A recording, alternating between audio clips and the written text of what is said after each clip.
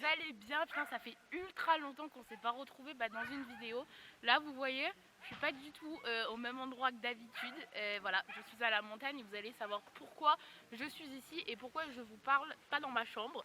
Alors, comme vous avez vu dans le titre de la vidéo, je vais vous faire un vlog, mais je vais pas vous faire un vlog comme tout le monde fait les vlogs. En fait, je vais un peu vous parler de mon village. Enfin, mon village. C'est pas mon village natal, mais c'est le village où je passe la plupart de mes vacances.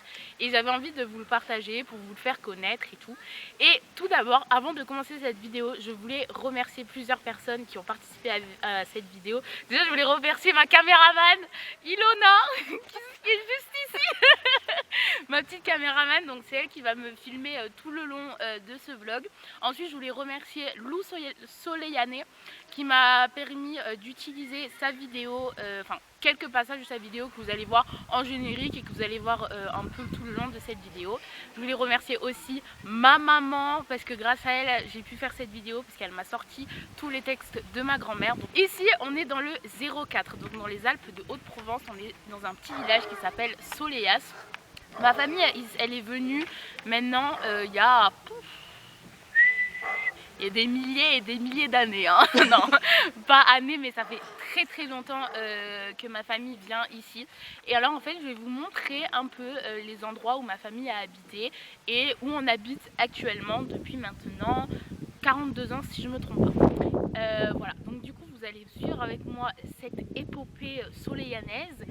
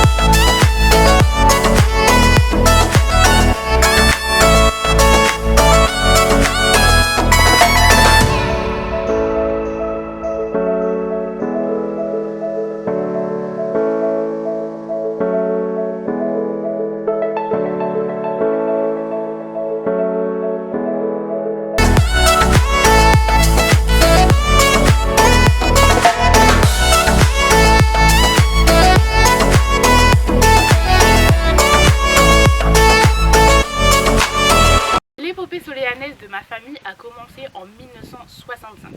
Ma grand-mère était une avocate et mon grand-père était aviateur. Ma grand-mère elle s'est dit il faut que je trouve un endroit pour que mes enfants, donc mes oncles, mes tantes, ma tante et ma maman, tracas quotidien et loin de la ville. Parce que c'est vrai que ma grand-mère elle a vécu longtemps pendant ses vacances à la montagne dans un autre village à côté qui s'appelle Péroul. Ma grand-mère elle se fournissait en pommes de terre chez la famille Bonhomme qui avait un petit magasin à Grasse sur la place aux Herbes. Bon, le magasin n'existe plus malheureusement depuis bien longtemps, mais c'était des patates de la montagne comme elle le disait. Et donc elle a discuté avec monsieur Bonhomme pour savoir un peu s'il connaissait pas des gens qui louaient des maisons en été. Et monsieur Bonhomme a présenté monsieur Chabot à ma grand-mère. Donc là en fait on se trouve juste devant la porte, hein, juste devant la porte de la toute première maison que ma famille a louée. Monsieur Chabot et ma grand-mère ils ont fait plusieurs rendez-vous et monsieur Chabot a décidé de faire visiter le village à ma grand-mère et à ma famille pour voir si ça pouvait les convenir et tout. Et quand ils sont arrivés, bon moi j'y étais pas, j'étais pas née hein, comme une escalope, un peu comme vous. Donc je n'étais pas née et mais je vous assure, quand ils ont vu le village, ils se sont émerveillés et là ils se sont dit on pose nos valises ici chaque été à Soleias. Alors en juillet 1966, mes grands-parents et ma famille ont repris le chemin de Soleias à la maison de monsieur Chabot que vous venez de voir, avec toujours le même enthousiasme et toujours le même programme, se balader dans la plaine que vous voyez juste ici. Vous voyez pas, c'est ultra magnifique. Oh, franchement, dommage que vous ne savez pas avec moi. Oh là là, j'adore. J'aime trop. Et discuter avec les gens du village qui sont devenus leurs amis. Et aussi on oublie la voiture, le train-train quotidien et on se béton. La même année que ma famille est montée à Soléas, ils ont eu la stupéfaction de voir que toutes les rues ont été goudronnées. Alors là, ils se sont dit, ma grand-mère elle a dit, ça y est, on ne retournera plus à Soléas. Mais bien sûr, après une bonne balade en plein air, un bon pique-nique et les rires des enfants, la pression est retombée et ils se sont dit, non, finalement, on va quand même rester, même si les routes ont été goudronnées, ça n'enlève pas le charme du village. Récapitulons. De l'été 1966 à l'été 1971, ma famille a loué la maison que vous venez juste de voir. Maintenant, on va aller à la seconde maison qui est au clocher qui se trouve juste là-bas. On entend le clocher. C'est parfait. Parfait. Je vous laisse avec un extrait des mémoires de ma grand-mère qui est lu par ma maman. Allez, je vous laisse et on se retrouve juste après. Première période, juillet 1965 à juillet 1971 inclus, chez Marcel Chabot, dans la maison d'abord avec vue sur la plaine, puis pareil, mais avec une chambre en plus. Puis derrière dans un appartement aménagé entre-temps, qui donne de plein pied sur un pré et un noyer superbes, vue directe sur le Théion. Puis même chose avec une petite chambre indépendante en plus pour les garçons, etc.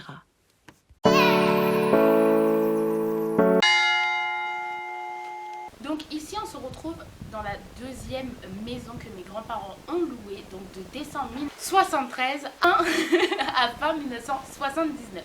Donc ici en fait vous avez juste le clocher qui est juste là, et là on ira tout à l'heure sur la place du four. Ma mère elle m'a raconté une anecdote et je trouve ça vraiment sympa, donc je vais vous la raconter.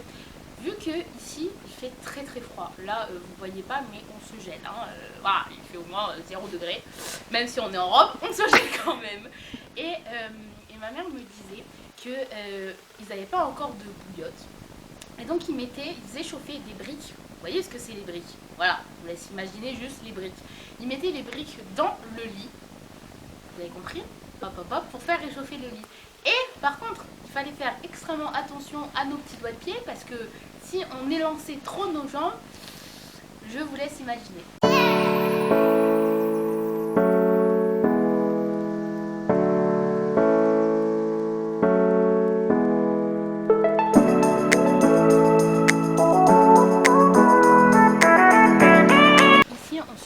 Sur la place du four. En fait la place du four c'est la place, enfin l'une des places à Soléas où se réunissaient et se réunissent tous les gens du village quand il y a des petites fêtes, en été surtout. Et moi je trouve ça ultra cool, je trouve ça beau parce que c'est ultra convivial et convivial. Du coup je vous laisse admirer la petite esplanade et on se retrouve tout à l'heure parce que ma maman va encore vous lire un petit extrait des mémoires de ma grand-mère. Allez, à tout de suite. Le deuxième cycle, de septembre 1973 à fin 1979. On loue en commun avec les Gondrand et à l'année la maison du clocher près de l'église qui appartient à Marie-Thérèse Chabot, épouse de Nestor Chabot, frère de Marcel Chabot. Là, on se vautre dans Soléas en permanence, l'été, tout l'été, au printemps, à l'automne, et même par des févriers glaciales avec des monceaux de neige. La cuisinière ronfle, on glisse des briques chaudes dans les lits, on est un peu serré autour de la table, on rit bien, on se réchauffe avant d'aller traîner dans les rues entre des murailles de neige.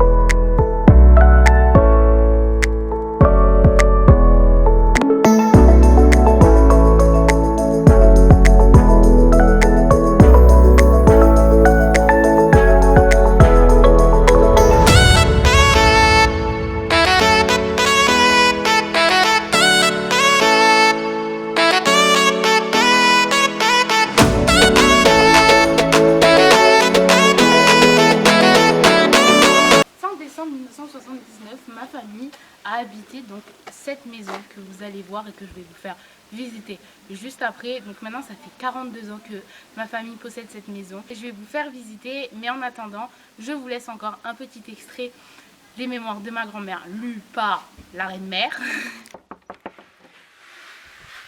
Allez, venez, je vais vous faire la visite. Enfin, 3e cycle, décembre 1979. On achète la maison des Bailles. Nouveau merveilleux chapitre.